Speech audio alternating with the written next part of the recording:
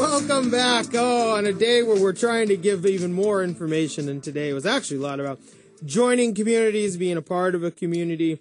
And a lot of people are starting to join the community of retirees. I don't know what the number. The number is pretty astounding. It's like somebody retires every 10 seconds or something like that. Yeah, really crazy, yeah. And Geoff Koepp is back with us. Well, first, welcome back, Geoff. Hey, thanks, Ben. Thanks for having me back. Good.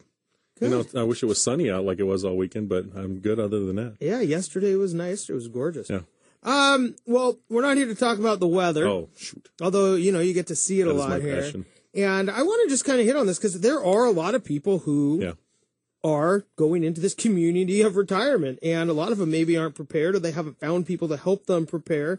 You had talked a little bit about a survey that was just done and really highlighted some key elements of retirement. Right. This was an article that was published in the Motley Fool. I don't know if anybody reads that, but it's actually usually pretty digestible financial news for this layman, pretty much. And anyway, the guy was taking a government study that talked about the averages and the expenses and the income that people have in their life and at different times, and how does that play out into the retirement mindset.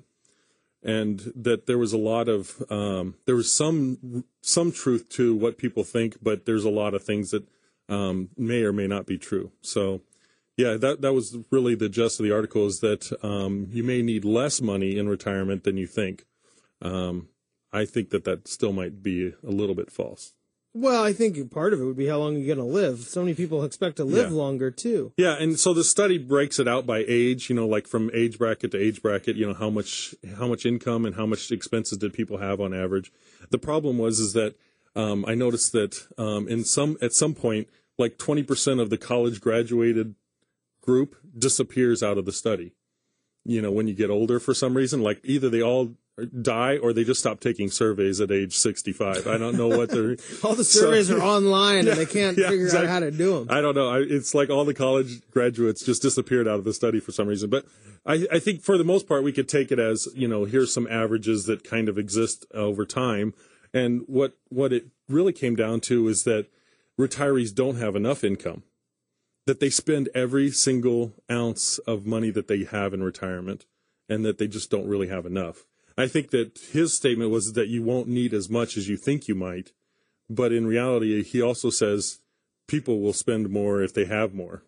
And there really was no gap between their expenses and their income in retirement. They were using every bit of it all the way to the end. So, which is all the more important reason to have working with somebody who really knows how to create income and help you retire with as much income as possible. So, did they really have it until the end, or did they typically run out? Well, in this report, pretty much it stops at 75 plus. So you're hoping that the people who are 80 and 90 years old, all the 76-year-olds out there are going, wait a minute, things don't become free, do they? No, but it does actually, interestingly enough, talk about at some point up into that time, you're going to lose your partner, possibly.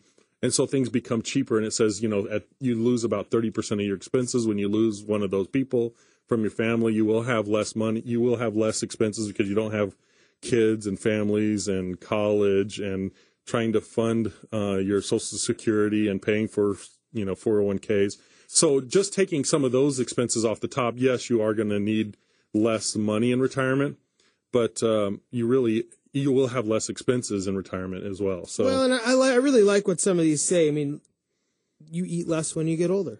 Yeah, well, you stop moving around as much, I guess. You slow down. Yeah, exactly. So that was an important thing that I kind of picked up out of that, too, is that people are not quite as active. They might be a little bit more active at the beginning of retirement, but that actually starts to trail off, you know, as they've kind of done all the vacationing that they want to do and they just want to be with their friends and just hang out and play read. Bridge. Yeah, and in fact, it says the amount of money they spend on reading picks up in retirement. So they're spending a lot more time just educating themselves and those kind of things. So maybe that's where they learn not to take surveys. I'm not sure, but they got that email that says take this survey, and next thing you know, they get the blue screen of death on their computer. Yeah. They're never taking surveys again. Yeah, so it was interesting. I think one of the big takeaways was that healthcare costs were one of the largest and most important things that increased in retirement. So that's something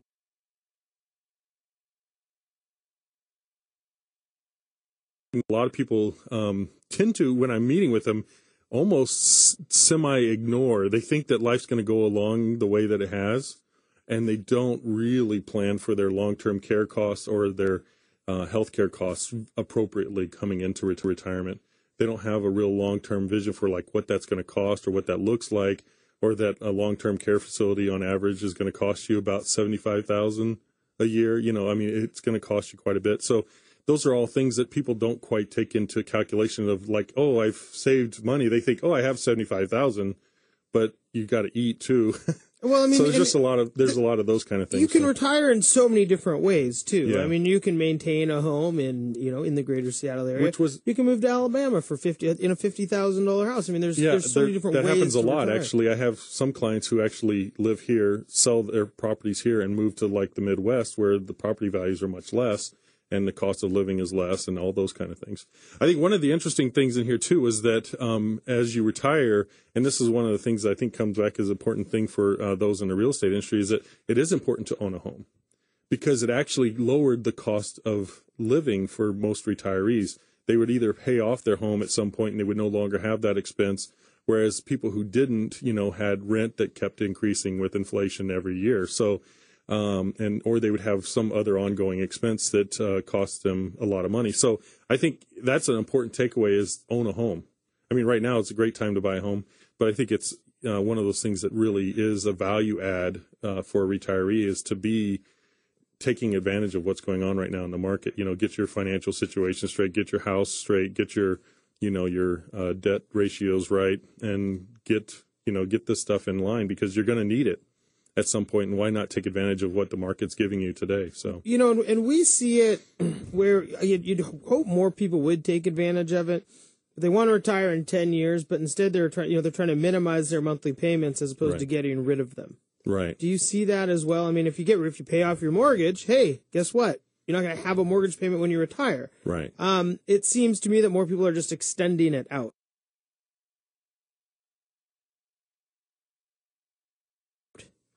You mean extending their debt out? Or extending their debt out. I mean, more their current debt for 30 years. Yeah.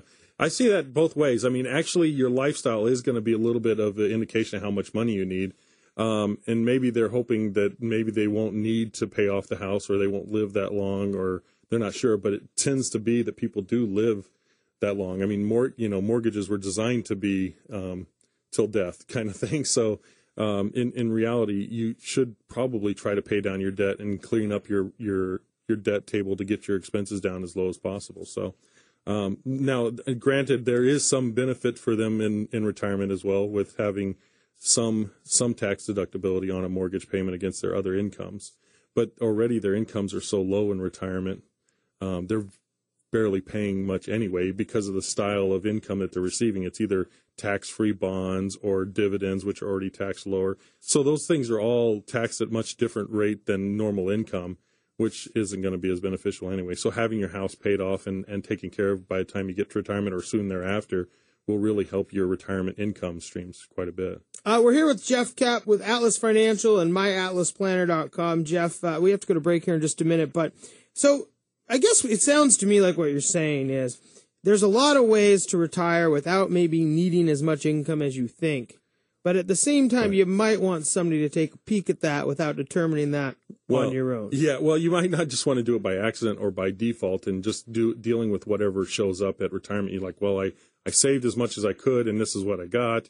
And that may be what you need to do, but then how do you turn that into the biggest income stream you can for your life and for your goals and what you think you're expecting for your lifestyle? Because a lot of people don't plan.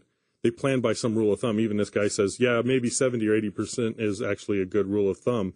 Well, but even in the numbers, it shows that most people will end up with about half of their pre-retirement income.